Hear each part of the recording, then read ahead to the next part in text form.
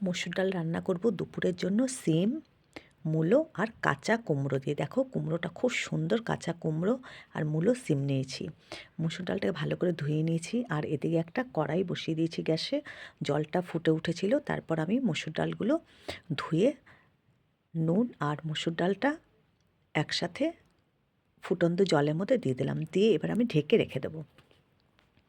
আর এদিকে মূলো, সিম, কুমড়ো এগুলো এই যে মূলো সিমটা আলাদা করেছি, একটু আগে দেবো আর কুমড়োটা মূলো সিম দেওয়ার একটু পরে দেবো। কুমড়োটা তো খুবই নরম, মূলোটা একটু সময় লাগবে, পাতলা করে চিড়েছি অথচ।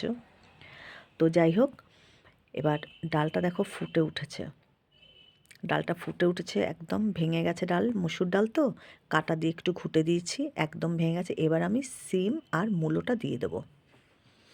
মসুর ডালে কিন্তু আমি নুন দিয়ে দিয়েছিলাম বেশ খানিকটা। এবার মূলো আর সিমটা দিয়ে দিলাম। মূলো আর সিমটা ভালো করে ফুটে উঠলে তারপর আমি এর মধ্যে কাঁচা কুমড়োটা দিয়ে দেবো। কাঁচা কুমড়ো দিয়ে দিলাম আর দুটো কাঁচা লঙ্কা চিড়ে এর মধ্যে দিয়ে দেবো। আবার আমি একটু ঢেকে রাখবো, তাহলে তাড়াতাড়ি সিদ্ধ হয়ে যাবে। এই দেখো দুটো কাঁচা লঙ্কা দিয়ে দিয়েছি আর পরিমাণ মতন হলুদও দিয়ে দিলাম। আর এর মধ্যে আমি সামান্য একটু জিরে গুঁড়ো আর সামান্য একটু ধনে গুঁড়ো দেবো। ধনে গুঁড়োটা কিন্তু একদমই অল্প দেবো আর ছোটো 1 চামচ জিরের গুঁড়ো দেবো। এই যে দুটো কাঁচা লঙ্কা দিয়েছি, আগে দিয়েছিলাম দুটো, আবার দুটো দিয়ে দিলাম, কারণ অনেকটাই সবজি আছে আর ঝাল তো একদমই করব না।